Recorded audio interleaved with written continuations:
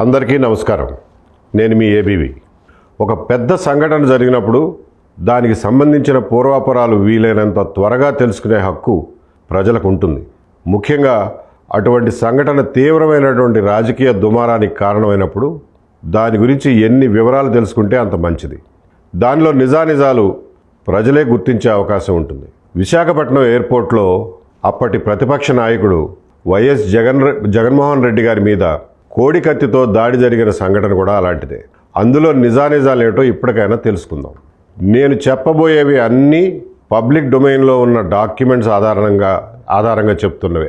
కోడి కత్తితో చేసిన ఆ దాడిలో కుట్ర ఉంది అని ప్రజలను నమ్మించేందుకు సాక్షిపత్రిక వైసీపీ పార్టీ వాళ్ళు ఇప్పటికీ పాటలు పడుతూనే ఉన్నారు.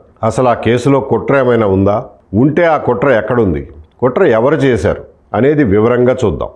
జనుపల్లి శ్రీనివాస్ అనే 29 సంవత్సరాల దళిత యువకుడు ఒక పేద కుటుంబంలో పెరిగి బీఎస్ఎఫ్లోనో ఆర్మీలోనో చేరదామని విఫల ప్రయత్నాలు చేశాడు.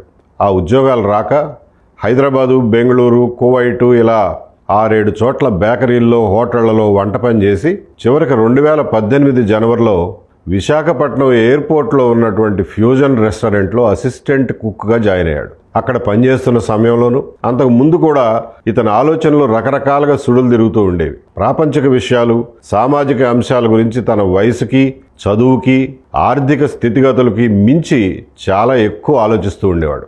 ఇతను 2018 అక్టోబర్ 20వ తారీఖు మధ్యాహ్నం 12:30 గంటల సమయంలో జగన్మోహన్ రెడ్డి గారు పాదయాత్రలో ఉండి వారం కోర్టుకు హాజరవడానికి విశాఖపట్నం ఎయిర్పోర్ట్ లాంజ్కి వచ్చినప్పుడు ఆయన దగ్గర సెల్ఫీ దిగే మిషతో లాంజ్లోకి వెళ్ళి కోడి పందాల్లో వాడే కోడి కత్తిని తీసుకుని ఆయన ఎడమ జబ్బ మీద ఇలా గుచ్చాడు. ఆయనకి రక్తగాయమైంది. చొక్కా మీద రక్తం మరకైంది. చుట్టుపక్కల ఉన్నవాళ్ళు శ్రీనుని పక్కకు లాగేశారు. సెక్యూరిటీ సిబ్బంది అతన్ని అదుపులోకి తీసుకుని అక్కడి నుంచి లాక్కెళ్ళి ఇమ్మిగ్రేషన్ రూమ్లో కూర్చోబెట్టారు. జగన్మోహన్ రెడ్డి గారు అక్కడి నుంచి నడుచుకుంటూ సెక్యూరిటీ చెక్ దగ్గరికి వెళ్ళి ప్రాథమిక చికిత్స అక్కడ చేయించుకుని విమానం ఎక్కి హైదరాబాద్ వెళ్ళిపోయారు. ఇది జరిగినటువంటి ప్రాథమిక సంఘటన.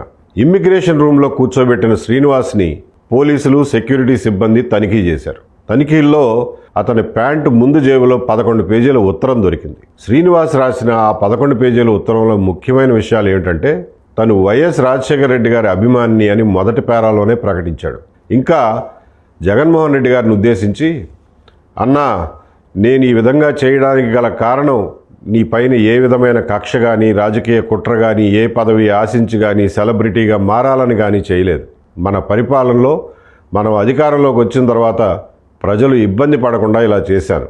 అన్నా, మీరు ప్రవేశపెట్టిన మొదటి పథకం, అప్పట్లో నవరత్నాల పథకాలు ఉండేవి కదా, దానికి ప్రచారం బాగా జరిగేది. బహుశా వాటిల్లో ఒక పథకం అయి ఉంటుంది ఇది. అన్నా, మొదటి పథకం కొంతమంది రైతులకు మాత్రమే లబ్ధి చేకూరేలా ఉంది. రైతు అంటే సొంత భూమిలోనే కాదు, కౌలు రైతు కూడా ఉంటాడు. కౌలు రైతు మాట మీరు చెప్పలేదు. రెండోది, ప్రజలు తీవ్రంగా ఇబ్బంది పడుతున్న రెండో సమస్య, ఒక కూలి పని చేసుకునేవాడు రేషన్ బియ్యం తీసుకోవాలంటే 2 రోజుల పని మానేసి రేషన్ దుకాణాల చుట్టూ తిరగాల్సిన పరిస్థితి. ప్రజలు రేషన్ దుకాణాలకు వెళ్ళిన 10 నిమిషాల్లోనే రేషన్ పొందే అవకాశం కల్పించాలి. ఇలా సామాజిక సమస్యలను ఏకరువు పెడుతూ ఈ 11 పేజీల ఉత్తరం సాగింది. ఇందులో అతను వికలాంగులు, వృద్ధులు, నిరుద్యోగులు, రాజధాని నిర్మాణం ఖర్చు, పేదలకు ఇళ్ళు, ఆరోగ్య సమస్యలు, కులాల సమస్య, మద్యపాన నిషేధం, అవినీతి, మహిళల సమస్యలు, ప్రత్యేక హోదా, నక్సలైట్ల సమస్య, చివరికి వన్యప్రాణులు, పక్షులు, వాటి కష్టాలని, భూసారం దెబ్బతింటోందని, అనాథ పిల్లల గురించి, వరద బాధ్యతల గురించి, అగ్రిగోల్డ్ బాధ్యతల గురించి, తుఫాను బాధ్యతల గురించి 11 పేజీలు రాసుకుంటూ పోయాడు. ఆ 11 పేజీల ఉత్తరం కోర్టులో ఉంది. అది పబ్లిక్ డాక్యుమెంట్, అది మీరు కూడా చదవచ్చు. చివరిలో 11వ పేజీలో అతను రాసింది ఏంటంటే, ఈ ఘటనలో నాకు ఏ ప్రాణహాని జరిగినా నా అవయవ దానం చేయండి అమ్మా నాన్న. ఇట్లు మీ చంటి, అడ్రస్ తాణిలంక గ్రామం, ముమ్మిడివరం మండలం, తూర్పుగోదావరి జిల్లా. ఇది ఈ 11 పేజీల ఉత్తర సారాంశం. 11వ పేజీని తన చేతి వ్రాతతో కెలికినట్టుగా హడావిడిగా రాశాడు. 2-3 లైన్లు మాత్రమే ఉంది. అది సంఘటన జరగడానికి 10 నిమిషాల ముందే ఒక తెల్ల కాగితం తీసుకుని దాని మీద గబగబా రాశాడంట. నాకు ప్రాణహాని జరిగితే నా అవయవ దానం చేయండి అని. ఎందుకంటే సంఘటన చేయబోయే ముందు సమయం దగ్గర పడుతున్న కొద్దీ ఇతనికి టెన్షన్ పెరిగిపోయింది. తనను చంపేస్తారేమో, పోలీసులు ఉంటారు అక్కడ, కాల్ చేస్తారేమో అనే భయం పట్టుకుంది. ఒకవేళ కాల్ చేస్తే అవయవ దానం చేయండి అని అప్పటికప్పుడు గుర్తొచ్చి రాశాడు. చూస్తే ఈ 11 పేజీల ఉత్తరంలో మొదటి 9 పేజీలు ఒక దస్తూరులో ఉన్నాయి, 10వ పేజీ వేరే దస్తూరులో ఉంది, 11వ పేజీ 3వ దస్తూరులో ఉంది. ఇన్ని దస్తూరీలు ఉన్నాయేంటి అని చెప్పి చూస్తే అతను చెప్పిన దాన్ని బట్టి తర్వాత దర్యాప్తులోనూ తేలింది ఏంటంటే, తన చేతి రాత బాగోదని చెప్పి మొదటి 9 పేజీలు అతను ఊళ్ళో ఉన్నటువంటి మంచి చేతి రాత కలిగినటువంటి ఒక కజిన్తో రాయించుకున్నాడు. రఫ్ బుక్లో టెక్స్ట్ తనే ఇచ్చి దాన్ని మంచి చేతి రాతతో రాయించాడు. 10వ పేజీ ఎవరు రాశారయ్యా అంటే, ఈ సంఘటనకి ముందు రోజు రాత్రి కొన్ని విషయాలను మర్చిపోయాను అని అందులో అగ్రిగోల్డ్ తుఫాను సమస్యలు ఉన్నాయి. 10వ పేజీని సంఘటనకు ముందు రోజు తన రూమ్మేట్తో రాయించాడు. ఆ 11 పేజీల ఉత్తరాన్ని స్వాధీనం చేసుకున్న సిఐఎస్ఎఫ్ సిబ్బంది, ఎయిర్పోర్ట్ అధికారులు దాని ప్రతి పేజీ మీద సంతకం చేసి మరీ పోలీసులకు అప్పగించారు. ఈ ఉత్తరం ఎవరు చదివినా ఇతను వైఎస్ రాజశేఖర రెడ్డి గారి అభిమాని అని, అలాగే జగన్మోహన్ రెడ్డి గారి అభిమాని అని, ఆయన పార్టీ అధికారంలోకి రావాలని, వచ్చి తను చేసిన సూచనలన్నీ పాటించాలని కోరుకుంటున్నాడని అర్థమవుతుంది. పోలీసులు అడిగితే శ్రీనివాస్ అదే చెప్పాడు, తను జగన్ అభిమాని అని చెప్పుకొచ్చాడు. మరి అభిమాని వయ్యుండి కత్తితో ఎందుకు పొడిచావా అని ప్రశ్నిస్తే అతను చెప్పింది ఏంటంటే, చిన్న గాయం చేస్తే తను చెప్పదలుచుకున్నటువంటి మాట తన ఉత్తరం ఖచ్చితంగా చదువుతారని, అలాగే చిన్న గాయం చేస్తే సానుభూతి వచ్చి బాగా ఓట్లు వచ్చి ఆయన 150 సీట్లతో ముఖ్యమంత్రి కావాలని పొడిచాను సార్ అని చెప్పాడు. ఇది వింటే ఎవరికైనా ఆశ్చర్యం వేస్తుంది, చూడటానికి ముందు నమ్మశక్యం కాదు. కాకపోతే ఇంకా సేపట్లో ఇంకొకటి జరిగింది. అమలాపురం నుంచి మీడియా వాళ్ళు ఒక ఫోటో పంపించారు. ఆ ఫోటోలో ఏముంది అంటే, జనవరి 1 నూతన సంవత్సరం 2018 సందర్భంగా శ్రీనివాస్ వాళ్ళ ఊళ్ళో ఒక ఫ్లెక్సీ వేయించాడు. దాన్ని బజార్లో కట్టించాడు. ఆ ఫ్లెక్సీలో శ్రీనివాస్ బొమ్మ, జగన్మోహన్ రెడ్డి గారి బొమ్మ, నూతన సంవత్సర శుభాకాంక్షలు అనే అక్షరాలు, ఒక పక్షి బొమ్మ ఉన్నాయి. ఆ ఫోటో చూస్తే ఇతను జగన్మోహన్ రెడ్డి గారి అభిమాని అనే విషయం తెలిసిపోతుంది. ఆ 11 పేజీల ఉత్తరం, ఈ ఫ్లెక్సీ బొమ్మ చూస్తే ఎవరికైనా కానీ శ్రీనివాస్ చెప్తున్న స్టోరీ నిజమే అని ప్రాథమికంగా అనిపిస్తుంది. అసలు ఉద్దేశం ఏమిటా అనేది ఖచ్చితంగా చెప్పలేం, కానీ అతను మాత్రం రాజశేఖర రెడ్డి గారికి, జగన్మోహన్ రెడ్డి గారికి అభిమాని అనే విషయం రూఢి అవుతుంది. మామూలుగా అయితే ఈ విషయాలు వెంటనే బయటకు చెప్పాల్సిన అవసరం ఉండేది కాదు. కానీ ఇంతలోనే వైసీపీ నాయకుల ప్రకటనల వెల్లువ మొదలైంది. ఒకరేమో కత్తికి విషం పూశారంటారు, ఇంకొకరేమో హత్యా ప్రయత్నం చేశారంటారు, ఇది జగన్మోహన్ రెడ్డి గారి హత్యకి ఫలానా వాళ్ళు పన్నిన కుట్ర అని ఇంకొకరు, ఇలా విచ్చలవిడిగా మీడియాలో మాట్లాడటం మొదలెట్టారు. రాయలసీమలో కొన్ని పట్టణాల్లో అయితే రోడ్ల మీద వైసీపీ కార్యకర్తలు గుమికూడి టైర్లు రోడ్ల మీద వేసి కాల్చడం మొదలుపెట్టారు. సాధారణ ప్రజలకు ఏంటంటే, వాళ్ళకి సరైన సమాచారం లేకపోతే ఈ వైసీపీ నాయకులు చెప్పిన విష ప్రచారాన్ని నమ్మితే వాళ్ళు కూడా ఆవేశానికి, ఉద్రిక్తతకు లోనవుతారు. కౌంటర్గా ఏమీ సమాచారం లేకపోతే ఇది నిజం కాదురా బాబు అని టీడీపీ వాళ్ళు చెప్పుకోవడం కానీ, లేదంటే సామాన్య ప్రజలు నమ్మడానికి కానీ అవకాశం ఉండదు. ఈ విష ప్రచారాన్ని ఖండించకపోతే ఎటు దారి తీస్తుందో చెప్పలేం. అందుకనే ఈ ఫ్లెక్సీ ఫోటో, ఈ 11 పేజీల ఉత్తరం సారాంశం అన్నీ చదివి అతను చెప్పిన మాటలు పోల్చుకుని నమ్మకం కలిగిన తర్వాత అప్పటి డీజీపీ గారికి 4-5 సార్లు చెప్పగా ఆయన బలవంతాన మీడియా ముందుకు వచ్చి, ఈ సంఘటనకు పాల్పడిన వ్యక్తి జగన్మోహన్ రెడ్డి గారి అభిమాని, సానుభూతి కోసమే ఈ పని చేశానని చెప్తున్నాడు అని చెప్పాల్సి వచ్చింది. ఇందులో అవాస్తవం ఏమీ లేదు. ఫ్లెక్సీ ఫోటో అప్పటికే వాట్సాప్ గ్రూపుల్లో అన్ని జిల్లాల వాళ్లకు వెళ్ళిపోయింది. దాంతో ప్రజలు కొంచెం ఊపిరి పీల్చుకున్నారు. ఇదంత పెద్ద సంఘటన కాదు, ఎవరో అభిమాని పిచ్చభిమానంతో చేసిన పనిలాగా ఉందని చెప్పి వాళ్ళు చల్లబడ్డారు. దాంతో వైసీపీ వాళ్ళు హింసను ప్రేరేపించడానికి చేసిన ప్రయత్నాలన్నీ బెడిసికొట్టాయి. అయినా సరే ఈ సంఘటన జరిగిన 25వ తేదీన రాష్ట్ర వ్యాప్తంగా వైసీపీ నేతలు, వాళ్ళ అనుచరులు మొత్తం 350 ప్రదర్శనలు, ధర్నాలు చేశారు. వివరాలు తెలిసిన మర్నాడు కూడా పోటీపడి మరీ 125కు పైగా ధర్నాలు చేశారు. ఈ ధర్నాల్లో మొత్తం ఒక 25,000 మంది పాల్గొన్నారని అంచనా. ఆ రోజుల్లో పేపర్లో వచ్చిన వార్తలు చూస్తే ఎవరికైనా ఈ విషయాలు తెలుస్తాయి. ఈ 25,000 మందికి సాధారణ ప్రజలకి జత కలిస్తే జరిగే హింసను కంట్రోల్ చేయడం చాలా కష్టం. గతంలో విజయవాడలో వంగవీటి మోహన్ రంగా గారి హత్య తర్వాత జరిగిన హింస, ఇందిరాగాంధీ, రాజీవ్ గాంధీ గారుల హత్యల తర్వాత జరిగిన హింసలు మన కళ్ళ ముందే ఉన్నాయి. ఆ మధ్యలోనే తునిలో రైలు దహనం, దాచేపల్లిలో జరిగిన ఆందోళనలు కూడా చూసాం. కాబట్టి ఇలాంటి సంఘటనలను ఆధారంగా చేసుకుని రాజకీయ పార్టీలు ఒక ప్రణాళిక ప్రకారం హింసని ప్రేరేపిస్తే దాన్ని అదుపు చేయడం చాలా కష్టం. విచారణకు ముందే ఇతను జగన్ అభిమాని అని చెప్పి ప్రకటించడాన్ని చాలామంది తప్పుపడుతుంటారు. అలా ఎలా చెప్తారండి, దర్యాప్తు అవ్వకుండానే ఎలా చెప్తారని చాలామంది ప్రశ్నించారు. ఇక్కడ గమనించాల్సిన విషయం ఏంటంటే దర్యాప్తు వేరు, ప్రజాశాంతిని అంటే పబ్లిక్ ఆర్డర్ని శాంతి భద్రతలను కాపాడడం అనేది వేరు. ఈ రెంటిని వేరువేరుగా చూడాలి.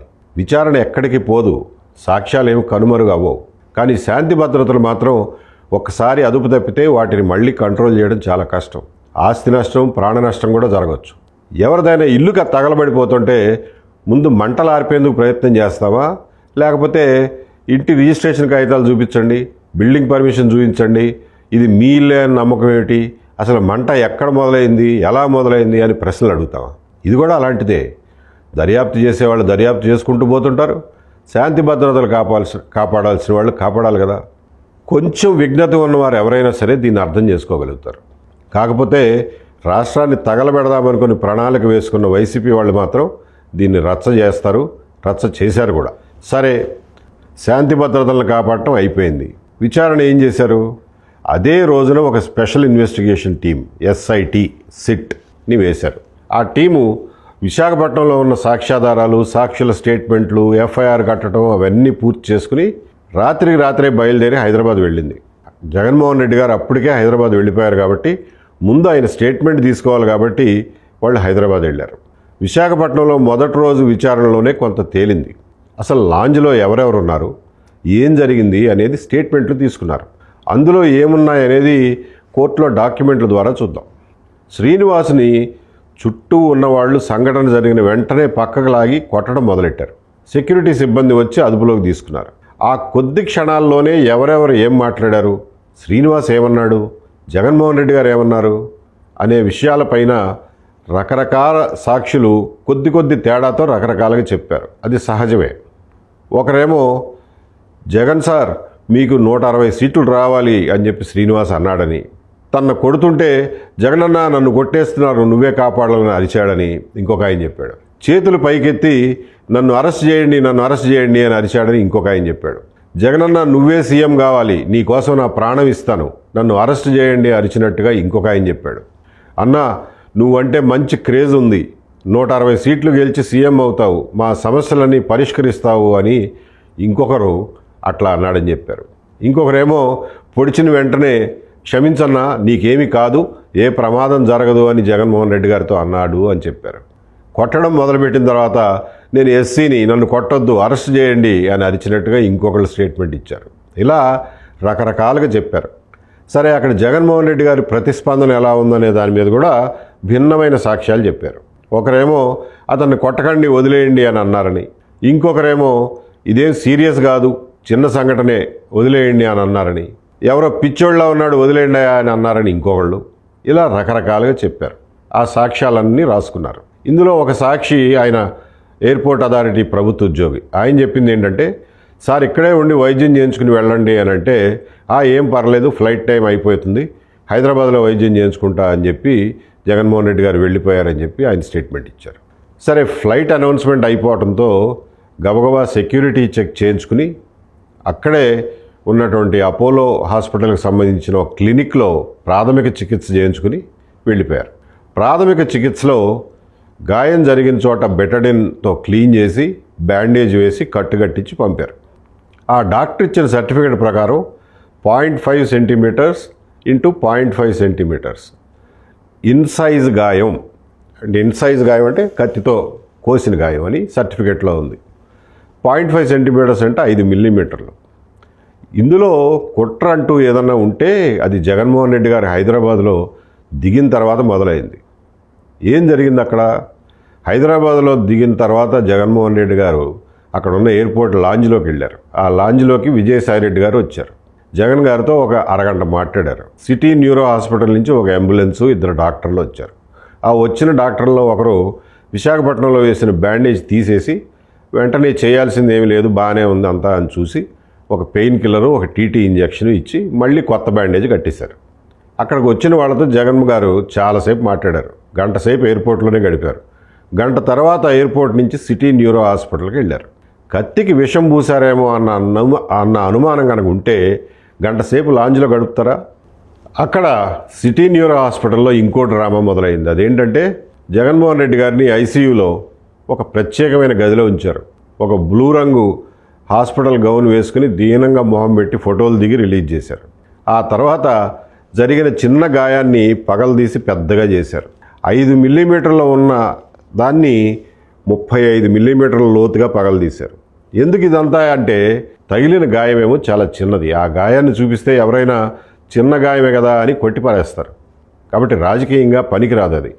అందుకని పగలదీసి పెద్దదిగా చేసి చేతికి ఒక బ్లూ కలర్ స్లింగ్ వేసుకుని బయటికి రావాలని సిటీ న్యూరో హాస్పిటల్ వాళ్ళు ఆ గాయాన్ని పగలదీసి పెద్దగా చేసి 0.5 × 0.5 ఉన్న గాయాన్ని 1 × 0.5 × 3.5 సెంటీమీటర్స్ చేశారు. ఎందుకు చేశారా అని చెప్పి అడిగితే డీబ్రైడ్మెంట్ ప్రొసీజర్ చేశామండి అన్నారు. అసలు డీబ్రైడ్మెంట్ అనేది ఎప్పుడు చేస్తారంటే ఎవరైనా యుద్ధాల్లో కానీ యాక్సిడెంట్లో కానీ గాయాలు అయ్యాక మట్టిలో పడిపోతే చికిత్స అందటానికి చాలా టైం పట్టే పరిస్థితి ఉంటే ఈలోపు గాయం మీద మట్టి పేరుకుపోయి దెబ్బ ఎండిపోయి చర్మం మాడిపోయి ఆ మాడిపోయిన చర్మంలో ఇసుక రేణువులు దుమ్ము అతుక్కుపోయినప్పుడు ఆ ఎండిపోయిన చర్మాన్ని కత్తిరించి గాయం పై పొర తీసేసి తొందరగా కోలుకోవడం కోసం ఇన్ఫెక్షన్ రాకుండా ఉండటం కోసం చేసే ప్రొసీజర్ని డీబ్రైడ్మెంట్ అంటారు. ఇక్కడ అవసరం ఏం కలిగింది ఎవరికీ తెలియదు. ఈ డీబ్రైడ్మెంట్ చేయకపోతే ఇంత పెద్ద గాయం అయ్యిందని చెప్పి రాజకీయంగా చెప్పుకోవడానికి ఉండదు కదా. చేతికి స్లింగ్ కూడా అవసరం లేదు కదా. స్లింగ్ లేకుండానే హైదరాబాద్ వరకు జగన్మోహన్ రెడ్డి గారు వచ్చేసారు కదా. మళ్ళీ ఇక్కడ స్లింగ్ వేసుకుంటే అది చూడటానికి ఎబ్బెట్టుగా ఉంటుంది కాబట్టి డీబ్రైడ్మెంట్ పేరుతో గాయాన్ని పగలదీశారు. ఇది సిటీ న్యూరో ఆసుపత్రిలో చేసిన నిర్వాకం. ఈ ఆసుపత్రి యజమాని సాంబశివారెడ్డి గారు. దానికి ప్రతిఫలంగా ఆయనకి 2019 ఆగస్టులో ఏపీ మెడికల్ కౌన్సిల్ చైర్మన్గా పదవి ఇచ్చారు. అదే కాదు, మే 2020లో ఆరోగ్యశ్రీ ట్రస్ట్కి వైస్ చైర్మన్గా 2వ పదవి కూడా ఇచ్చారు. మర్నాడు ఉదయం హైదరాబాద్ వెళ్ళినటువంటి సిట్ టీము ఆసుపత్రికి వెళ్ళి, అయ్యా మీ రక్తంతో తడిచిన చొక్కా మాకు సాక్ష్యంగా కావాలి, దాన్ని ఫోరెన్సిక్ ల్యాబ్కు పంపించాలి అని చెప్పి 91 సిఆర్పిసి కింద నోటీస్ ఒకటి ఇచ్చారు. జగన్మోహన్ రెడ్డి గారిని మీ స్టేట్మెంట్ రికార్డ్ చేసుకుంటాము అని చెప్పి 160 సిఆర్పిసి నోటీస్ ఇవ్వబోయారు. రూమ్ బయటనే ఉన్న సజ్జల రామకృష్ణారెడ్డి గారు ఆ నోటీస్ తీసుకుని, ఈ పోలీసుల మీద మాకు నమ్మకం లేదు, దాడి చేసింది జగన్మోహన్ రెడ్డి గారి అభిమాని అని డీజీపీ ముందే ప్రకటించడాన్ని మేము తప్పుపడుతున్నాం, కాబట్టి మేము మీకు సహకరించేది లేదు, మేము స్టేట్మెంట్ ఇవ్వము అని నోటీసు మీద రాసి సంతకం పెట్టి ఇచ్చేశారు. ఏం చేయాలో తెలియని పరిస్థితి పోలీసులది. జగన్మోహన్ రెడ్డి గారు స్టేట్మెంట్ ఇవ్వనన్నారు. దీంతో ఏం చేయాలో తెలియక అక్కడే ఉన్నారు. ఒక అరగంట సేపు ఐసీయూలో ఆ స్పెషల్ రూమ్ బయటే నుంచుని ఉన్నారు. ఆ తర్వాత ఏమనుకున్నారో ఏమో కానీ లోపలికి రమ్మన్నారు. లోపల విజయమ్మ గారు, షర్మిల గారు, భారతిరెడ్డి గారు, సజ్జల రామకృష్ణారెడ్డి గారు ఉన్నారు. ఇంకొక ఆయన కూడా ఉన్నారు కానీ ఆయన పేరు అనవసరం. జగన్మోహన్ రెడ్డి గారు దాదాపు 20 నిమిషాలు మాట్లాడారు ఆ పోలీస్ టీంతో. అతను నా మెడ మీద పొడవబోయాడు, నేను తప్పించుకుని తల తిప్పబట్టి సరిపోయింది, లేకపోతే పరిస్థితి వేరేలా ఉండేది, ఇలా జరుగుతుందని అనుకోలేదు అంటా చెప్పుకొచ్చారు.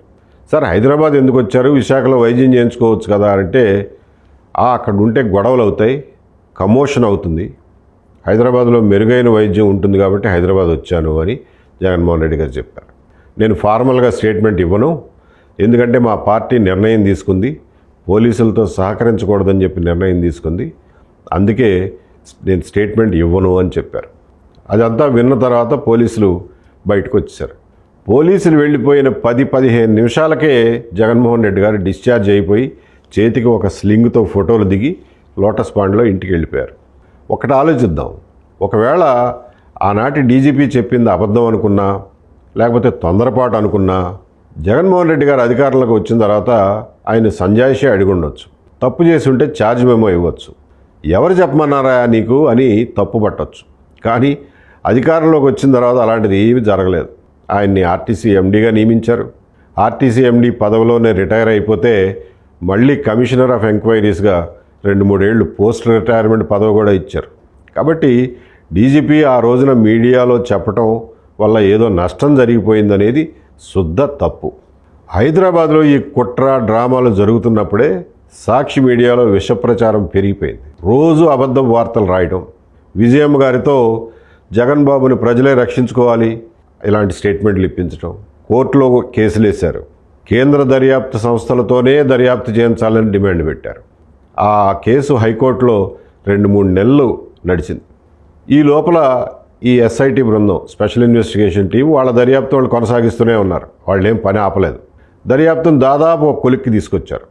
ఆ రోజుల్లో వైసీపీకి అప్పటి కేంద్ర ప్రభుత్వానికి ఉన్న సంబంధాలు మనందరికీ తెలుసు. దాని ఫలితంగా సరిగ్గా డిసెంబర్ 31వ తారీఖున ఈ కేసుని నేషనల్ ఇన్వెస్టిగేషన్ ఏజెన్సీ ఎన్ఐఏ, జాతీయ దర్యాప్తు సంస్థ అంటారు, వాళ్ళకు అప్పగిస్తూ హోంమంత్రిత్వ శాఖ నోటిఫికేషన్ ఇచ్చింది. డిసెంబర్ 31నే ఎందుకు ఇచ్చారంటే దానికి ఒక లెక్క ఉంది. డిసెంబర్ 31 అనేది ఆంధ్రప్రదేశ్ తెలంగాణ ఉమ్మడి హైకోర్టుకి ఆఖరి రోజు. ఆ మర్నాడు 2 కోర్టులు విడిపోయి రికార్డులన్నీ మోసుకుని ఏపీ హైకోర్టు విజయవాడలో ఇరిగేషన్ ఆఫీస్లో జనవరి 1, 2019 మొదలైంది. కేంద్ర హోంశాఖ ఇచ్చిన నోటిఫికేషన్ ప్రశ్నించడానికి ఆ రోజు ఏ కోర్టు అందుబాటులో లేదు. అంతకుముందు ఇలాంటిదే ఒక కేసు జరిగింది. 2014 మేలో చెన్నై సెంట్రల్ స్టేషన్లో ఒక బాంబ్ బ్లాస్ట్ జరిగింది. అందులో ఒక సాఫ్ట్వేర్ ఉద్యోగి చనిపోయాడు. దురదృష్టవశాత్తు ఆయన తెలుగు ఆయన. ఆ కేసుని ఎన్ఐఏకి ఇస్తూ ఏకపక్షంగా అప్పటి కేంద్ర ప్రభుత్వం నిర్ణయం తీసుకుంది. దాని మీద తమిళనాడు ప్రభుత్వం అభ్యంతరం చెప్పి మీ ఎన్ఐఏ ఏం అవసరం లేదు, ఆ కేసు మేము దర్యాప్తు చేయగలమని చెప్తే కేంద్రం నోటిఫికేషన్ రద్దు చేసుకుంది. అంటే ఈ కోడికత్తి కేసు ఒక మనిషి చనిపోయిన బాంబ్ బ్లాస్ట్ కేసు కంటే సీరియస్ అని చెప్పి ఆ రోజు కేంద్ర ప్రభుత్వం భావించినట్లు. ఏమో కానీ మొత్తానికి కోడికత్తి కేసుని ఎన్ఐఏకి ఇచ్చారు. ఎన్ఐఏ వాళ్ళు 31వ తేదీన రావటమే తరువాయి 1వ తేదీన ఎఫ్ఐఆర్ జారీ చేశారు. కోడికత్తి శ్రీనివాసుని కస్టడీలోకి తీసుకుని జనవరి 12 నుంచి 16వ తేదీ వరకు కస్టోడియల్ ఇంట్రాగేషన్ చేశారు. అట్లాగే జనవరి 14 నుంచి 20 అంటే కేవలం 6 రోజుల్లో 40 స్టేట్మెంట్లు రికార్డ్ చేశారు. విశాఖపట్నం, హైదరాబాదు, శ్రీనివాస్ స్వస్థలమైనటువంటి చుట్టుపక్కల గ్రామాల్లో కూడా స్టేట్మెంట్లు తీసుకున్నారు. 25 డాక్యుమెంట్లు సేకరించారు. 23 జనవరి నాటికి ఛార్జ్షీట్ వేసేశారు. ఎంత ఫాస్ట్గా విచారణ పూర్తి చేశారో చూడండి. వారం రోజుల్లో స్టేట్మెంట్ రికార్డు, ముద్దాయి విచారణ, డాక్యుమెంట్ సేకరణ అయిపోయింది. ఛార్జ్షీట్ దాఖలు కూడా అయిపోయింది. కేసు తీసుకున్న 23 రోజుల్లో ఛార్జ్షీట్ వేయడం అనేది ఎన్ఐఏ చరిత్రలో బహుశా మొదటిసారి అయి ఉంటుంది. ఇంత హడావిడికి ఎందుకు చేశారు అని ఆలోచిస్తే 2 విషయాలు తెలుస్తాయి మనకి. ఒకటి, అప్పటికే శ్రీనివాసన్ జైల్లో ఉంచి 90 రోజులు దాటిపోయింది.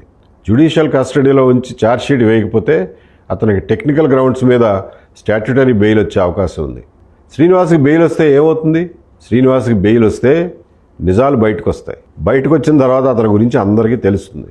అతను నిజంగానే జగన్మోహన్ రెడ్డి గారి అభిమానిని, అందులో కుట్రకోణం ఏమీ లేదనే విషయం బయటకు వచ్చేస్తుంది. ఓ పక్కన ఎన్నికలు ముందుకు వస్తున్నాయి.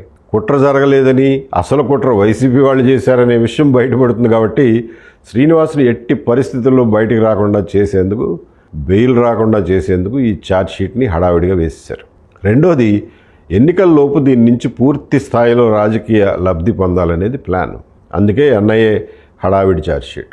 ఎన్ఐఏ వాళ్ళు వేసిన ఛార్జ్షీట్లో వాళ్ళు ఏమైనా పోనీ కొత్తగా ఏమైనా కనిపెట్టారా, ఏదైనా కుట్ర కోణాన్ని ఛేదించారా అంటే ఏమీ లేదు.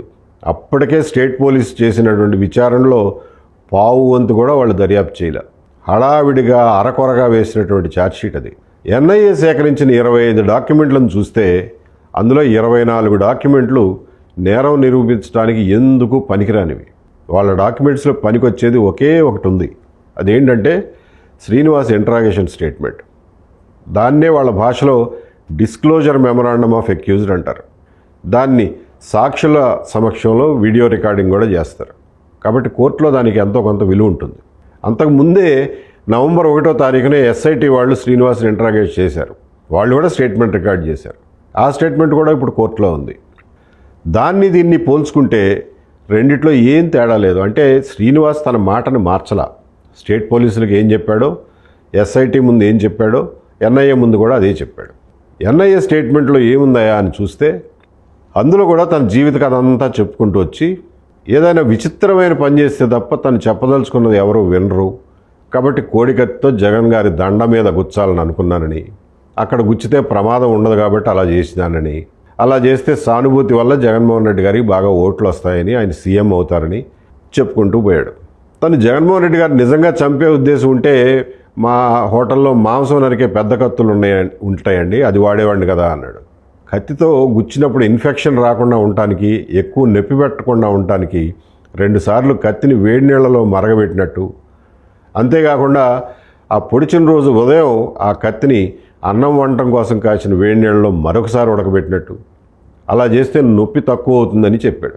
అట్లాగే ఏపీ పోలీసులు తనను విచారించినప్పుడు బాగా కొట్టారని, కానీ అబద్ధం చెప్పమని అయితే బలవంతం చేయలేదని, నిజం చెప్పమన్నారని, ఏ పార్టీ తరఫున చేశావు, ఏ పార్టీ ప్రోత్సహిస్తే చేశావు, ఎవరు చెబితే చేశావు అని కొట్టి అడిగారని, తను వాళ్ళకి ఆ రోజు ఏ అబద్ధం చెప్పలేదని, తను ఒక్కడనే తనకు తనే నిర్ణయం తీసుకుని చేశానని ఏపీ పోలీసులకు చెప్పానని, ఒకవేళ ఏపీ పోలీసులు కనుక ఎవరి పేరైనా బలవంతంగా చెప్పిస్తే అప్పుడు మ్యాజిస్ట్రేట్ గారి ముందు హాజరుపరిచినప్పుడు స్టేట్మెంట్ ఇచ్చి ఫిర్యాదు చేద్దాం అనుకున్నానన్నాడు.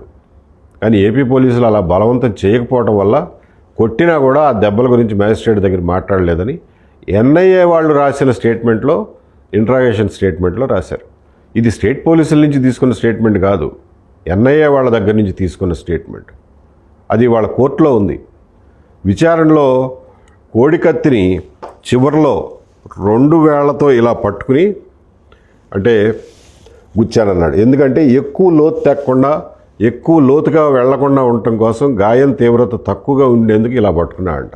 అది కూడా విచారణలో చెప్పాడు. ఇక్కడ ఒక ఆశ్చర్యకరమైనటువంటి విషయం ఉంది. ఆంధ్రప్రదేశ్ పోలీసులు శ్రీనివాస్ని విచారణ సమయంలో కొట్టారు తప్ప ఎవరి పేర్లు బలవంతంగా చెప్పాలని బలవంతం చేయలే.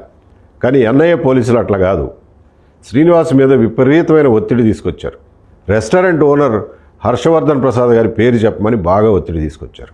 నీకెందుకయ్యా హర్షవర్ధన్ ప్రసాద్ పేరు చెప్పి ఆయన చెబితే చేశానని చెప్పు చాలు, నీకు బెయిల్ వచ్చి ఏర్పాటు చేస్తాం, శిక్ష పడకుండా చూస్తాం, పడినా సరే తక్కువ శిక్ష పడేలాగా చూస్తాం, మిగతా అన్నీ మేము చూసుకుంటాం కదా, ఆ ఒక్కడి పేరు చెప్పు అని శ్రీనివాస్ మీద విపరీతమైన ఒత్తిడి తీసుకొచ్చారు. అదంతా ఎందుకు చేశారనుకుంటున్నారు? హర్షవర్ధన్ రెడ్డి ప్రసాద్ గారి పేరు చెప్తే అట్నుంచి అటు అల్లుకుంటూ పోయి లోకేష్ గారి పేరు, చంద్రబాబు నాయుడు గారి పేరు ఇరికించవచ్చని. అది ఎన్ఐఏ వాళ్ళ దురాలోచన. వాళ్ళకి అప్పట్లో అప్పగించిన పని అది. కానీ శ్రీనివాస్ లొంగకపోవడంతో అది సాధ్యపడలా. ఎన్ఐఏ పోలీసులకు ఇచ్చిన స్టేట్మెంట్లో శ్రీనివాస్ ఇంకో మాట చెప్పాడు. రెస్టారెంట్ ఓనర్ హర్షవర్ధన్ ప్రసాద్ గారు చాలా కఠినంగా ఉంటాడని, చిన్న తప్పు చేసినా కూడా జీతంలో కోత పెడతాడని, ఆయన అంటే తనకు ఇష్టం లేదని, గత్యంతరం లేక ఆయన దగ్గర ఉద్యోగం చేస్తున్నాను అని చెప్పి శ్రీనివాస్ ఎన్ఐఏకి ఇచ్చిన స్టేట్మెంట్లోనే చెప్పాడు. ఒకవైపు ఎన్ఐఏ పోలీసులేమో అతని పేరు చెప్పు చాలు, నిన్ను వదిలేస్తాం, నిన్ను అప్రూవర్గా తీసుకుంటామని ఒత్తిడి చేస్తున్నారు. అయినా సరే శ్రీనివాస్ మాత్రం హర్షవర్ధన్ ప్రసాద్ గారి పేరు చెప్పేందుకు ఇష్టపడలా, పేరు చెప్పేందుకు వ్యతిరేకించాడు కూడా. ఎందుకంటే అబద్ధం చెప్పి ఇరికిస్తే జీవితాంతం నేను బాధపడాల్సి ఉంటుంది అలాంటి పని చేసినందుకు, కాబట్టి చస్తే అలాంటి అబద్ధం చెప్పను అని నిలబడ్డాడు. దానివల్ల ఎన్ఐఏ పోలీసులకి శ్రీనివాస్ మీద బాగా కోపం వచ్చింది. ఛార్జ్షీట్ వేసిన తర్వాత 21 సార్లు బెయిల్ పిటిషన్ వేస్తే 21 సార్లు బెయిల్ రాకుండా చేశారు. అంతేకాకుండా చచ్చి చెడి లాయర్ సలీం గారి పుణ్యమా అని మే 2019లో జిల్లా కోర్టులో శ్రీనివాస్ బెయిల్ తెచ్చుకున్నాడు. అయితే నెల రోజుల లోపే 2019 జూన్ కల్లా ఎన్ఐఏ పోలీసులు హైకోర్టుకు పోయి బెయిల్ రద్దు చేయించారు. మళ్ళీ ఆగస్టులో శ్రీనివాస్ జైలుకి వెళ్ళిపోవాల్సి వచ్చింది. అప్పటి నుంచి 5 ఏళ్ల పాటు శ్రీనివాస్కి విముక్తి అనేది లేదు. మొత్తం 6 సంవత్సరాలు జైల్లో ఉన్నాడు. ఇదంతా ఎందుకు చెప్తున్నానంటే, ఒక పేదవాడు, దళితుడు అయినటువంటి శ్రీనివాస్ అన్ని కష్టాల్లో ఉండి కూడా యజమాని అంటే ఇష్టం లేకపోయినా యజమానిని తప్పుడు కేసులో ఇరికించేందుకు వ్యతిరేకించాడు, దానికి సహకరించలేదు. కాబట్టి పేదవాళ్లలో, అభాగ్యుల్లో ఎంత నీతివంతమైన వాళ్ళు ఉంటారో మనం గ్రహించాల్సినటువంటి అవసరం ఉంది. ఇది మనుషుల్ని కులాలుగా, వర్గాలుగా విడదీసి వాళ్ళందరినీ ఒక మోస పద్ధతిలో చూసే వాళ్ళకి కనువిప్పు కావాలి. శ్రీనివాస్ ఇరికించడానికి సహకరించకపోయినప్పటికీ ఆ రెస్టారెంట్ యజమాని హర్షవర్ధన్ ప్రసాద్కి ఎలాంటి నరకం చూపించారో అందరికీ తెలుసు. ఆ రెస్టారెంట్ మూయించేశారు. 2020 వరకు కాంట్రాక్ట్ ఉంది, ఆ కాంట్రాక్ట్ రద్దు చేయించారు. కాంట్రాక్ట్ రద్దు చేయించి బజార్ని పడేశారు. తర్వాత ఆయన్ని ఏ వ్యాపారం చేసుకోనివ్వలా.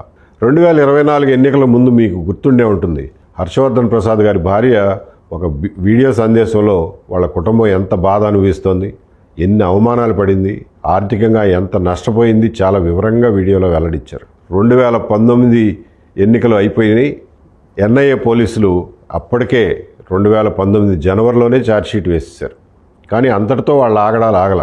2019లో వేసింది ప్రిలిమినరీ ఛార్జ్షీట్ అని, తర్వాత ఏమైనా వాళ్ళ దృష్టిలోకి వస్తే మళ్ళీ సప్లిమెంటరీ ఛార్జ్షీట్ వేస్తామని అందులో రాశారు. ఎన్నికలు అయిపోయినాయి కదా, లోకల్ పోలీస్ చేతుల్లో ఉన్న ఇన్వెస్టిగేషన్ ఫైల్ మొత్తం ఎన్ఐఏ పోలీసుల చేతికి వచ్చింది. దాన్ని కోర్టు ముందు పెట్టారు. ఆ ఫైల్ మొత్తం ఎన్ఐఏ వాళ్ళు కూలంకషంగా పరిశీలించారు. అందులో ఎక్కడ ఆంధ్ర పోలీసులు చేసిన దర్యాప్తులో ఒక్క తప్పు కూడా కనిపించలేదు. లోకల్ పోలీస్ చేసినటువంటి దర్యాప్తులో ముఖ్యమైన సాక్షుల స్టేట్మెంట్లు మ్యాజిస్ట్రేట్ ముందు 164 సిఆర్పిసి కింద రికార్డు చేయించారు. కానీ ఆ స్టేట్మెంట్లు వేటిని ఎన్ఐఏ వాళ్ళు ఛార్జ్షీట్కి అనుబంధంగా జతపరచలా, తర్వాత కూడా జతపరచలా. అదీగాక ఛార్జ్షీట్లో ఏమని రాశారంటే జగన్మోహన్ రెడ్డి గారికి తగిలిన గాయం 1x0.5x3.5 సెంటీమీటర్స్ గాయం అంట. అంత పెద్ద గాయం శ్రీనివాసే చేసేసాడని ఎన్ఐఏ పోలీసులు రాసేశారు. వాస్తవంగా శ్రీనివాస్ చేసిన గాయం 0.5x0.5 సెంటీమీటర్ అని అక్కడ అపోలోలో క్లినిక్లో ఉన్నటువంటి డాక్టర్ ఇచ్చిన సర్టిఫికేట్ ద్వారా తెలుస్తుంది. సాంబశివారెడ్డి గారి ఆసుపత్రిలో దాన్ని పగలదీసి 1x0.5x3.5 సెంటీమీటర్స్గా చేసినటువంటి ముచ్చట ఛార్జ్షీట్లో ఎక్కడా లేదు. అంత పెద్ద గాయము శ్రీనివాసే చేశాడన్నట్టు రాశారు. ఇది ఒక ప్రొఫెషనల్ ఏజెన్సీ చేయాల్సిన పని కాదు. అదీగాక ఆసుపత్రిలో MLC అంటే మెడికల్ లీగల్ కేస్ రిజిస్టర్ అని ఉంటుంది. సిటీ న్యూరో హాస్పిటల్ వాళ్ళే డిశ్చార్జ్ చేసేటప్పుడు ఆ రిజిస్టర్లో జరిగిన గాయం సింపుల్ ఇంజరీ అని రాశారు. ఆ MLC రిజిస్టర్, ఆ సర్టిఫికేట్ కూడా కోర్టులో ఉంది. కానీ ఎన్ఐఏ వాళ్ళు గాయం సైజు మార్చేశారు. తీవ్రమైన గాయం అయితేనో మరణాన్ని కలగజేస్తేనో పెట్టాల్సిన సెక్షన్ని శ్రీనివాస్ మీద పెట్టారు. అదొకటే కాదు, టెర్రరిస్టుల పైన పెట్టాల్సిన సెక్షన్లు కూడా శ్రీనివాస్ మీద పెట్టారు. ఏంటి ఆ సెక్షన్లు అసలు ఎక్కడి నుంచి వచ్చాయి అని చూస్తే 1971లో మాంట్రియల్లో సివిల్ ఏవియేషన్ అంటే పౌర విమానయాన భద్రత గురించి ఒక అంతర్జాతీయ సమావేశం జరిగింది. అది ఎందుకు జరిగిందంటే 1968-70 మధ్యలో మిడిల్ ఈస్ట్లో విపరీతంగా విమానాల హైజాకులు జరిగినాయి. ముఖ్యంగా అమెరికా విమానాలను టార్గెట్ చేసేవాళ్ళు. పాలస్తీనా లిబరేషన్ ఆర్గనైజేషన్ లాంటి సంస్థల ఆధ్వర్యంలో ఈ హైజాకులు జరిగాయి. దాని గురించే ఇంటర్నేషనల్ కన్వెన్షన్ పెట్టి సివిల్ ఏవియేషన్లో సేఫ్టీ సెక్యూరిటీ పెంచాలని దాని మీద అందరూ సంతకాలు చేశారు. మన దేశం కూడా సంతకం చేసింది. కానీ చట్టం చేయలా. మన దేశంలో సిక్కు టెర్రరిస్టులు భారతీయ విమానాలను హైజాక్ చేయడం మొదలుపెట్టే వరకు మనం దాని మీద చట్టం చేయలేదు. 1982లో చట్టం తీసుకొచ్చారు. ఆ చట్టం హైజాకింగ్లు, ఎయిర్పోర్ట్లో బాంబు పేలుళ్ళు జరగకుండా సెక్యూరిటీ చెక్ అయిన తర్వాత ఉండే ప్రాంతాల సేఫ్టీ కోసం అని ఉద్దేశించిన చట్టం అది. దానికి 1994లో ఒక సవరణ చేసి సెక్షన్ 3A అని కొత్తగా కలిపారు. ఆ చట్టాన్ని శ్రీనివాస్ మీద పెట్టారు. శ్రీనివాస్ చేసిన పనికి సివిల్ ఏవియేషన్ సెక్యూరిటీకి ఏమైనా సంబంధం ఉందో లేదో మీరే ఆలోచించండి. అందులో సెక్షన్ 3A అనే దాని ప్రకారం ఎవరైనా విమానం లోపల కానీ లేదా సెక్యూరిటీ ఏరియా అంటే శానిటైజ్డ్ ఏరియాలో కానీ ఎవరైనా ఎవరి మీదైనా గ్రీవస్ హర్ట్ అంటే తీవ్రమైన గాయం లేదా మరణం సంభవించేటటువంటి నేరానికి పాల్పడితే అప్పుడు వాళ్ళు ఆ సెక్షన్ కిందకు వస్తారు.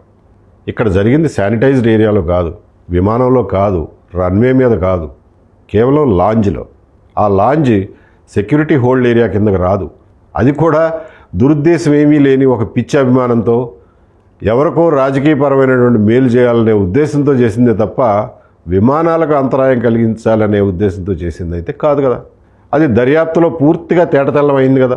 ఎన్ఐఏ వాళ్ళు రికార్డ్ చేసినటువంటి స్టేట్మెంట్లలో కూడా థానే లంకలో ఉన్న శ్రీనివాస్ కుటుంబ సభ్యులు కానివ్వండి, చుట్టుపక్కల వాళ్ళు, స్నేహితులు, బంధువులు, గ్రామస్తులు అందరూ ముక్తకంఠంతో చెప్పింది ఒకటే, జగన్మోహన్ రెడ్డి గారు అంటే శ్రీనివాస్కి పిచ్చి అభిమానం, ప్రతి ఏడాది ఆయన పేరు మీద ఫ్లెక్సీలు పెడతాడు. ఇవన్నీ వాళ్ళు రికార్డ్ చేసిన స్టేట్మెంట్లోనే ఉన్నాయి.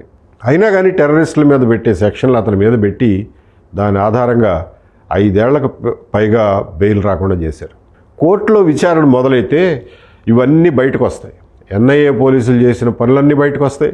అలాగే జగన్మోహన్ రెడ్డి గారు ఎన్ఐఏ పోలీసులకు ఇచ్చినటువంటి వాంగ్మూలంలో చెప్పిన అబద్ధాలు కూడా బయటకు వస్తాయి. ఎన్ఐఏ పోలీసులకి జగన్మోహన్ రెడ్డి గారు ఇచ్చిన వాంగ్మూలం ఛార్జ్షీట్తో పాటు కోర్టులో ఫైల్ చేశారు. అది పబ్లిక్ డాక్యుమెంట్. జగన్మోహన్ రెడ్డి గారి కథనం ఏంటంటే, ఇచ్చిన స్టేట్మెంట్ ఏంటంటే, శ్రీనివాస్ అనే యువకుడు కోడికత్తితో మెడ మీద స్లాష్ చేయబోయాడని, తప్పించుకుంటే అది భుజం మీద గుచ్చుకుందని, అలా గుచ్చుకున్నది అలాగే నిలబడిపోయిందని. ఫ్యాక్షన్ సినిమాలో చూపిస్తారు చూడండి, విలన్ హీరో మీద గొడ్డలు విసిరితే అది వీపులో గుచ్చుకుపోతుంది. ఓ చిన్న పిల్లాడిని ఎత్తుకుని పిల్లాడిని రక్షించడం కోసం వీపులో ఉన్న గొడ్డల్ని అట్లాగే ఉంచేసి పరిగెత్తుకుంటా హీరో గారు వెళ్ళి రైలు ఎక్కుతాడు. అట్లా ఉంది ఈయన చెప్పిన ఈ స్టంట్ స్టోరీ. ఎవరైనా మెడ మీద స్లాష్ చేయడానికి ప్రయత్నం చేస్తే అది భుజం మీద గుచ్చుకుని అలాగే ఉండిపోతుందా? 0.5 సెంటీమీటర్స్ లోతుగా గుచ్చుకున్నటువంటి వస్తువు, ఇంత బరువైన వస్తువు అట్లాగే నిలబడిపోతుందా? ఎన్ఐఏ పోలీసులకు ఇచ్చిన వాంగ్మూలంలో జగన్మోహన్ రెడ్డి గారు అంత అసంబద్ధంగా అసహజమైనటువంటి అబద్ధాలు ఆడారు. అంతేకాదు, తనకట మొదట వచ్చిన అనుమానం కత్తికి విషం పూశారేమో అనంట. అలా అనుకుంటే కత్తికి విషం పూసారేమో అని అనుమానం వస్తే వెంటనే విశాఖపట్నంలోనే హాస్పిటల్లో చూపించుకోవాలి కదా. విమానం ఎక్కి ఎందుకు వెళ్ళిపోయారు? విమానంలో విషం వికటిస్తే అది పనిచేయడం మొదలెడితే ఎవరు కాపాడతారు మిమ్మల్ని? అదీగాక కనీసం హైదరాబాద్లో దిగ్గానే హాస్పిటల్కి పరిగెత్తాలి కదా. అలా చేయకుండా హైదరాబాద్ ఎయిర్పోర్ట్ లాంజ్లో గంట సేపు మంతనాలు ఏంటి? కాబట్టి ఇవన్నీ చూస్తే జగన్మోహన్ రెడ్డి గారు చెప్పినటువంటి అబద్ధాలన్నీ తేటతెల్లం అవుతాయి. జగన్మోహన్ రెడ్డి గారు ఇంకా చాలా విషయాలు చెప్పారు ఎన్ఐఏ వాళ్ళకి. జయలలిత గారికి ఆసుపత్రిలో అలా జరిగింది, అక్కడ ఉంటే నన్ను కూడా ఆసుపత్రిలో ఏం చేస్తారో అని భయం వేసింది, అందుకే హైదరాబాద్ వచ్చేసాను అని చెప్పారు. ఎస్ఐటి పోలీసులకు చెప్పినప్పుడు మాత్రం 26వ తారీఖున విశాఖపట్నంలో హడావిడి ఎందుకులే, కమోషన్ అవుతుంది, హైదరాబాద్లో మంచి వైద్యం దొరుకుతుందని వచ్చాను అని చెప్పారు. ఇక్కడ వైద్యం చేయించుకోండి సార్ అని చెప్పి ఎయిర్పోర్ట్ వైద్యులు చెప్తే ఎందుకులే హైదరాబాద్ వెళ్ళిపోతాను, అక్కడ వైద్యం చేయించుకుంటాను అని చెప్పారు. అంటే ఎన్ఐఏ పోలీసులకి స్టేట్మెంట్ ఇచ్చే నాటికి ఆయన ఒక స్టోరీ అల్లడం పూర్తయిందన్నమాట. అందులో ఆయన ఇంకా ఎటువంటి ఎలిగేషన్స్ చేశారంటే, పాదయాత్ర మొదలుపెట్టే నాటి నుంచే విశాఖపట్నం ఎయిర్పోర్ట్లో సీసీ కెమెరాలు పనిచేయడం ఆపేశారట. అది పచ్చి అబద్ధం. సీసీ కెమెరాలు పనిచేస్తూనే ఉన్నాయి. 2 టీబీలు చొప్పున 7 హార్డ్ డ్రైవ్లు, మొత్తం 14 టెరాబైట్లు సీసీ కెమెరా ఫుటేజీ అప్పటి దర్యాప్తు అధికారులకు ఎయిర్పోర్ట్ అధికారులు అందించారు. అలాగే ఫ్యూజన్ రెస్టారెంట్లో ఉన్న కెమెరా ఫుటేజ్ కూడా అందించారు. అవన్నీ కోర్టులో ఉన్నాయి. కాబట్టి సీసీ కెమెరాలు పనిచేయడం లేదనేది పచ్చి అబద్ధం. ఇంకా ఆయన ఏమేం చెప్పారంటే, ఈ కుర్రాడి క్రిమినల్ హిస్టరీ ఉంది, అంతకుముందు ఒక హత్యా ప్రయత్నంలో ఉన్నాడు, కేసులో ఉన్నాడు, అయినప్పటికీ కూడా తన నేర చరిత్రను దాచిపెట్టి ఇక్కడ ఎయిర్పోర్ట్లో ఎన్ఓసి సంపాదించాడు అని చెప్పి, కావాలని చెప్పి దాచిపెట్టి ఎన్ఓసి ఇచ్చారు అని కూడా. ఇది కూడా పచ్చి అబద్ధం. ఎందుకంటే రూల్స్ ప్రకారం ఎయిర్పోర్ట్లో పనిచేసే ప్రతి వాళ్ళు, ఏదైనా దుకాణంలో ఉంటే అందులో పనిచేసే వాళ్ళకు కూడా ఎన్ఓసి కావాలి, సెక్యూరిటీ క్లియరెన్స్ కావాలి. అలాగే ఫ్యూజన్ రెస్టారెంట్లో పనిచేసే క్లీనింగ్ స్టాఫ్ దగ్గర నుంచి అందరికీ సెక్యూరిటీ క్లియరెన్స్ ఉంటుంది. జనపల్లి శ్రీనివాస్కి కూడా సెక్యూరిటీ క్లియరెన్స్ కోసం దరఖాస్తు చేశారు. అప్పుడు లోకల్ పోలీసులు ఇచ్చిన క్లియరెన్స్ సర్టిఫికేట్లో ఏమి రాశారంటే, మా పోలీస్ స్టేషన్లో వీళ్ళ మీద ఎటువంటి కేసులు కానీ నేర చరిత్రలు కానీ లేదు, కాకపోతే ఆయన స్వస్థలం ఆయన ముమ్మిడివరంలో వెరిఫై చేసుకోండి అని కండిషనల్గా క్లియరెన్స్ సర్టిఫికేట్లో క్లియర్గా రాశారు. ఎయిర్పోర్ట్ స్టాఫ్ ఏమో స్వస్థలానికి కూడా ఈ కేసు రిఫర్ చేసి అక్కడ కూడా కేసులు ఏమన్నా ఉన్నాయేమో అని చెప్పి చూసుకునే ప్రయత్నం చేయకుండా క్లియరెన్స్ సర్టిఫికేట్ పాసు ఇచ్చేశారు. అది వాళ్ళ నిర్లక్ష్యం అంతే తప్ప అక్కడ ఎయిర్పోర్ట్ పోలీస్ స్టేషన్లోని స్టాఫ్ నిర్లక్ష్యం అయితే కాదు. ఇంతకీ ఆయన స్వస్థలంలో ఏం జరిగిందయ్యా అంటే, శ్రీనివాస్ మీద 2017లో ఒక కేసు నమోదైంది. ఒక పెళ్లికి వెళ్తే అక్కడ ఒక కుర్రాడిని 4-5 పట్టుకుని కొట్టారు. ఆ కుర్రాడు పారిపోయాడు. కుర్రాడు కనిపించడం లేదని చెప్పి మ్యాన్ మిస్సింగ్ కేసు, అంటే ఆచూకీ తెలియని కేసు ఒకటి లోకల్ పోలీస్ స్టేషన్లో కట్టారు. ఆ తర్వాత దాన్ని చేతులతో కొట్టారు, బెదిరించారు అని చెప్పి 323, 506 ఐపీసీ సెక్షన్ల కింద మార్చారు. ఈ కేసుని మ్యాన్ మిస్సింగ్ నుంచి కన్వర్ట్ చేశారు. దానికి మ్యాజిస్ట్రేట్ అనుమతి తీసుకుంటే తప్ప ఎఫ్ఐఆర్ చేయడం కుదరదు. మ్యాజిస్ట్రేట్ గారి అనుమతి తీసుకునే ఆ 2 సెక్షన్ల కింద ఎఫ్ఐఆర్ చేశారు. అందులో జనపల్లి శ్రీనివాసన్ 4వ ముద్దాయి కింద రాశారు, 4వ 5వ ముద్దాయి. కానీ ఏ రోజు జనపల్లి శ్రీనివాసన్ పోలీస్ స్టేషన్కి పిలవలేదు, నోటీస్ ఇవ్వడం కానీ అరెస్ట్ చేయడం కానీ ఎప్పుడూ జరగల. కాబట్టి తన మీద కేసున్న విషయం కూడా జనపల్లి శ్రీనివాస్కి తెలిసే అవకాశమే లేదు లీగల్గా చూస్తే, ఎందుకంటే అతన్ని ఎప్పుడు పోలీసులు పిలవలేదు. కాబట్టి ఇందులో సెక్యూరిటీ క్లియరెన్స్ ఇవ్వడంలో ఎలాంటి కుట్ర లేదని చెప్పి అర్థమవుతుంది. అలాగే ఫ్లెక్సీ మీద పక్షి బొమ్మ ఉంది, పక్షి బొమ్మ ఎవరన్నా వేసుకుంటారా?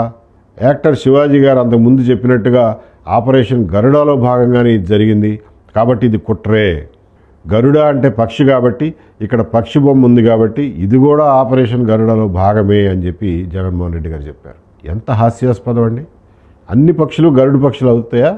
ఇతను వేసిన ఫ్లెక్సీలో ఉన్నది ఈగల్ బొమ్మ. ఈగల్ అంటే డేగ. అది కూడా ఎందుకు వేసావా అని చెప్పి పోలీసులు అడిగితే, నేను వాలీబాల్ ఆడేటప్పుడు సర్వీస్ చేస్తే అది డేగ రెక్కలు విప్పుకుని ఎగిరినట్టుగా ఉంటుంది అంటారు సార్, కాబట్టి మా ఫ్రెండ్స్ అందరూ నన్ను అరే ఈగల్ అని పిలుస్తూ ఉంటారు, అందుకే ఈగల్ బొమ్మ వేయించుకున్నాను అని పోలీసులకు చెప్పాడు. దాంట్లో కూడా జగన్మోహన్ రెడ్డి గారికి కుట్రకోణం కనిపించింది. ఇంకొకటి అన్నారు ఆయన, అసలు విఐపీ లాంజ్ చాలా హై సెక్యూరిటీ, అక్కడికి శ్రీనివాస్ని ఎలా అనుమతించారు అని, ఎవరు పంపారు, ఎందుకు పంపారు, ఇది కూడా కుట్రే అన్నారు. ఏమంటే విశాఖపట్నం ఎయిర్పోర్ట్కి ఎవరైనా వెళ్తే తెలుస్తుంది, ఎయిర్పోర్ట్లోకి ఎంటర్ కాగానే వెంటనే ఎడమ చేతి వైపున విఐపీ లాంజ్ ఉంటుంది. ఎయిర్పోర్ట్లోకి ప్రవేశించేటప్పుడు ఎవరినైనా టిక్కెట్ ఉందా లేదా అని చూస్తారు తప్ప జేబులు తనిఖీ చేయరు. టిక్కెట్ ఉన్న ప్రతి ఒక్కరూ ఎయిర్పోర్ట్లోకి విఐపీ లాంజ్ వరకు వెళ్ళొచ్చు. విఐపీ లాంజ్ గుమ్మం దగ్గర ఎవరో ఒకరు అటెండర్ ఉంటాడు. లాంజ్లోకి వచ్చే అర్హత ఉందా లేకపోతే మీకు పాస్ ఉందా లేదా అని చెప్పి చూసి లోపలికి పంపిస్తారు. అంతే తప్ప అక్కడ ఎలాంటి ప్రత్యేకమైన భద్రతా ఏర్పాట్లు ఉండవు. అదేం హై సెక్యూరిటీ ఏరియా కాదు. సెక్యూరిటీ చెక్ అయిన తర్వాత మాత్రమే దాన్ని సెక్యూరిటీ హోల్డ్ ఏరియా అంటారు. అక్కడ చాలా హై సెక్యూరిటీ భద్రతా ఏర్పాట్లు ఉంటాయి.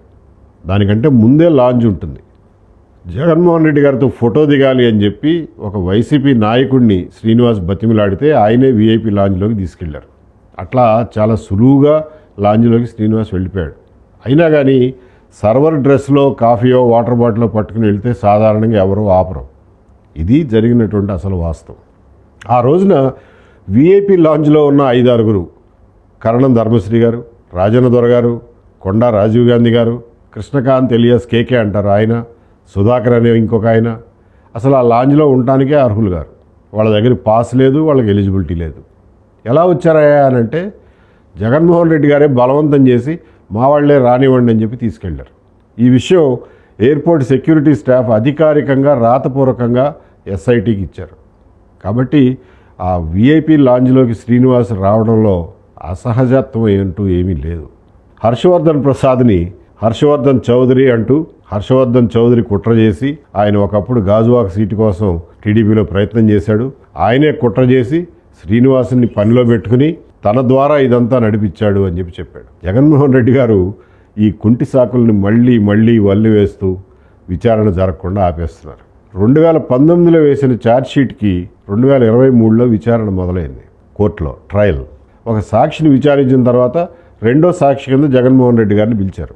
వెంటనే ఆయన నాకు సెక్యూరిటీ రిస్క్ ఉంది, నేను కోర్టుకు వస్తే ట్రాఫిక్ సమస్యలు వస్తాయి, కాబట్టి నేను కోర్టుకు రాను, ఇంట్లోనే ఉంటాను, మా ఇంటికి వచ్చి విచారణ చేసుకోండి అని చెప్పి పిటిషన్ వేశారు. అదేం కుదరదయా అని చెప్పిన తర్వాత ఇంకొక పిటిషన్ వేశారు. తానే కోరుకుని వేయించుకున్న దర్యాప్తు సంస్థ ఎన్ఐఏ చేసిన దర్యాప్తు అంట సరిగ్గా లేదంట. అది సరిగ్గా లేదని, తను చెప్పిన కుట్ర కోణాలను వాళ్ళు ఛేదించలేదని, కాబట్టి ఇంకా దర్యాప్తును కొనసాగించమని ఎన్ఐఏని ఆదేశించాలని ఈ పిటిషన్ వేశారు. జగన్ గారు వేసిన పిటిషన్లో మళ్ళీ ఇదే స్టోరీ అంతా చెప్పారు. నేను పలానా కుట్రలు ఉన్నాయని ఆరోపించాను, దాన్ని ఇంతవరకు తేల్చలేదు అన్నారు. అలాగే సీసీ కెమెరాలు పనిచేయలేదన్నారు. తర్వాత పక్షి బొమ్మ గురించి మాట్లాడారు. తర్వాత వీఐపీ లాంజ్లోకి అతనెట్లా వచ్చాడు అన్నారు. హర్షవర్ధన్ చౌదరి అని మళ్ళా ముఖ్యమంత్రి అయిన 4 ఏళ్లకు కూడా ఆయన పేరు హర్షవర్ధన్ ప్రసాదో హర్షవర్ధన్ చౌదరో జగన్మోహన్ రెడ్డి గారికి తెలియదంటండి. ఆ స్థాయిలో ఉంటుంది జగన్మోహన్ రెడ్డి గారి రాక్షస కుల రాజకీయం. సరే, దీని మీద ఎన్ఐఏ పోలీసులు కౌంటర్ వేశారు.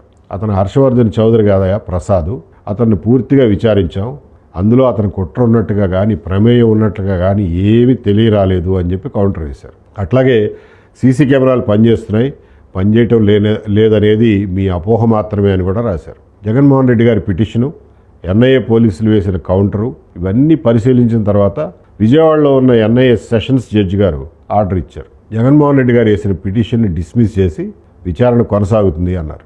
ఇది 2023 జూలైలో జరిగింది. ఇంకా అప్పటికీ ఢిల్లీతో వైసీపీకి ఉన్న సంబంధాలు ఏవి చెక్కు చెదరలేదు. ఈ పిటిషన్ మొహం చూస్తే డిస్మిస్ అవుతుందని ఎవరైనా ముందే ఊహిస్తారు. దాంతో ఢిల్లీ నుంచి ఇంకొక ఆర్డర్ తీసుకొచ్చారు. విశాఖలో ఘటన జరిగింది కాబట్టి ఎన్ఐఏ కోర్టు విజయవాడలో ఉండటానికి వీల్లేదు, దీన్ని విశాఖపట్నానికి మార్చాలి అని చెప్పి ఢిల్లీ నుంచి ఆర్డర్ తీసుకొచ్చారు. ఈ ఆర్డర్ ఇక్కడికి చేరే లోపలే జగన్మోహన్ రెడ్డి గారి పిటిషన్ డిస్మిస్ అయిపోయింది. దాని తర్వాత హోంశాఖ వాళ్ళు ఇచ్చినటువంటి నోటిఫికేషన్ వల్ల ఈ రికార్డు మొత్తం విశాఖపట్నం సెషన్స్ జడ్జి గారి దగ్గరికి చేరింది. జగన్మోహన్ రెడ్డి గారు ఇప్పుడు మళ్ళీ హైకోర్టుకి వెళ్ళారు. కోర్టు మారింది కాబట్టి ఇంతకుముందు వేసిన పిటిషన్నే మళ్ళీ ఈ కోర్టులో వేసుకుంటాం, కాబట్టి విజయవాడ జడ్జి గారు ఇచ్చినటువంటి ఆర్డర్ని పక్కన పెట్టండి అని చెప్పి హైకోర్టుకి వెళ్ళారు. ఇందులో ఏదో కాంప్లికేషన్ ఉన్నట్టుంది, ప్రస్తుతానికి విచారణ మీద స్టే విధిస్తున్నాం, అందరూ కౌంటర్ వేయండి అని చెప్పి హైకోర్టు చెప్పింది. ఇది జరిగింది 2023 అక్టోబర్లో. ఎన్ఐఏ పోలీసులు కౌంటర్ వేశారు. అయినా సరే హైకోర్టులో ఆ కేసు ఒక కొలిక్కి రాల.